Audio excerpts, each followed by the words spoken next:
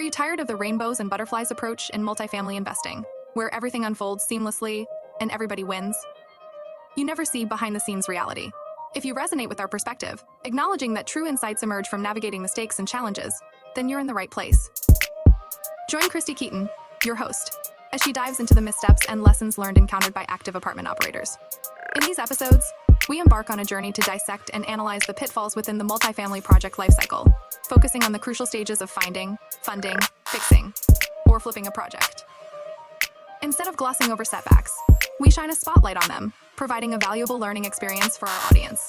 Each episode concludes not only by revealing how the issue at hand was rectified, but also by sharing other priceless lessons derived from the experience. It's an unfiltered exploration of the multifamily investment landscape, revealing the intricate tapestry of challenges and solutions that make the journey worthwhile.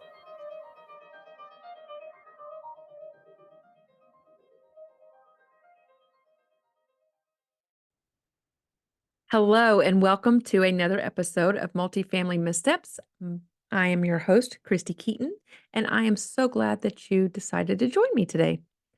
So, I want to stack a little bit on the last episode that we had with Jerome Myers, and we talked a little bit about me taking over the podcast and the reasons why he thinks that I would be a good fit.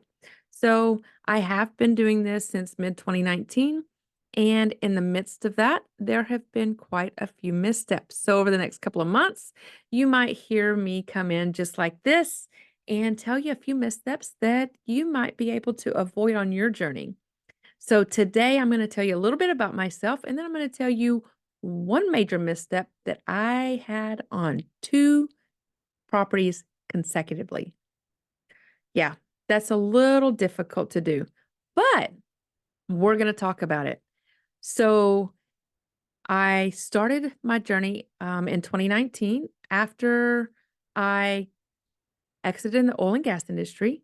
And I was there for about 15 years, maybe a little more than 15 years. And I analyzed deals. So they would point at a map and say, we want to, do a well right there. And I would tell them exactly um, what it would cost, what the capital expenditures were, what the budget was, and I would give them the projection. So in 2019, whenever I exited the oil and gas industry, stepping into multifamily a couple of months later was kind of a good transition because hey, I already had the analyzing deals down, right? So that's what I ended up doing. So with that, um, transitioning into multifamily, there were a few things that I did specifically to make sure that I was going to succeed in that area. One of them happened to be networking. I love to network. I love to shake hands and hug necks, and I just love networking. It doesn't matter, you know, what part of real estate, honestly. Multifamily is my number one, but I also love to go to mobile home meetups and storage meetups, all that. So one of the multifamily meetups was in Boston, Massachusetts, and that's where I met one of my partners, Kim Winland, and Chad Sutton. He was there as well. He was just a quiet guy in the back. I don't. That's not him now, but um, I love that. So Kim looks at me and says, "Two Texas girls. I don't understand why we're not friends." Wow. So we started building a relationship from there, and we contacted each other probably at least once a week, sometimes more, just to check in and find out how it's going with our journey, right? So we're talking one day and she's like, "If you find a deal, let me know. We'll take it and see what we can do with it." So I'm starting my relationships with brokers. And so I call brokers, I go out and I shake hands with brokers because I like the face to face rather than just the phone call. It makes a huge difference in my opinion.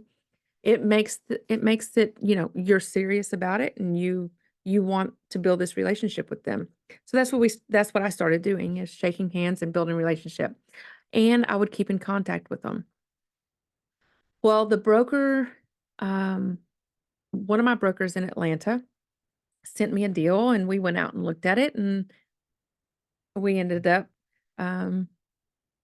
looking at it, doing the analyzing it, right? And so one of the things that we like to do is we like to analyze the markets first, right? And we knew at that point we had already analyzed Atlanta. We knew that Atlanta was an emerging market, still is. I'm still two thumbs up on Atlanta. It just depends on the area of Atlanta at this point. I know Atlanta pretty well. And one of the places that we have our property now is flourishing, right? So when we first got the deal, um, I ran it through my analyzing process, check the crime, and what does the contractors in the area say? All of this, right? One of the things that we did, uh, the crime that I looked up, the source was not up to date, um, as well as the source that I use now. And so I didn't know that it was not completely up to date, but we still, we went ahead. I even had the crime map. It was all good. We went ahead, and the day before closing, we get a call from our property management company.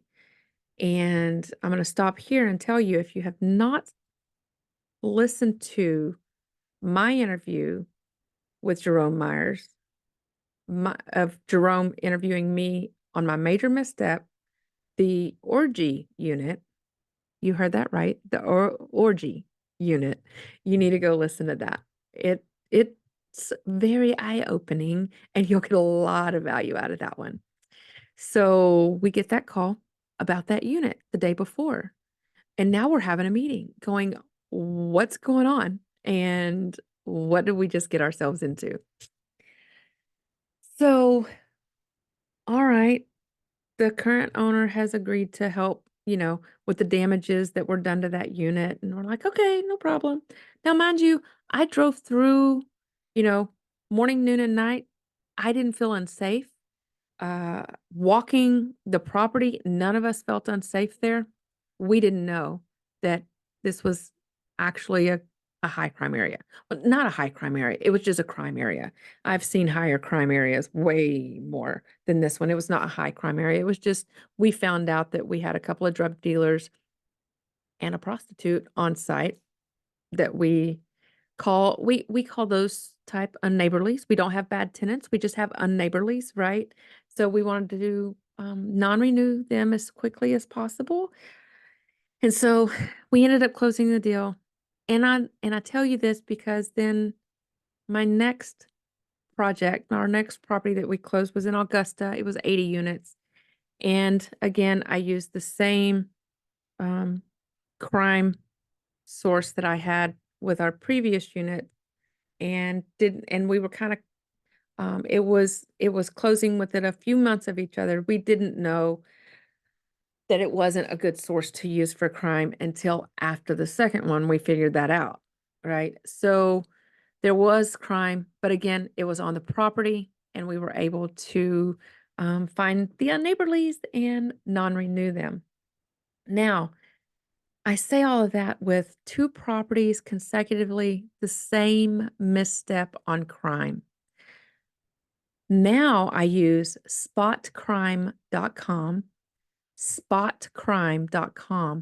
and I will look at that website before I even get the documents to underwrite. If there is crime in the area, I will assess the crime in the area and reassess with my partners once I present, if the numbers work after the underwriting, once I present the deal to them, we will go over the crime again together. Spotcrime.com is the most up to date that I have found for a crime resource.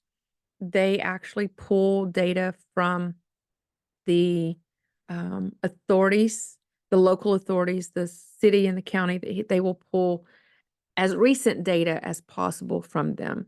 So our properties are no longer a crime. They no longer have a crime dot on them. So we are very grateful for that. We were able to keep our good tenants, keep our neighborly tenants, and we were able to um, move out our unneighborlies.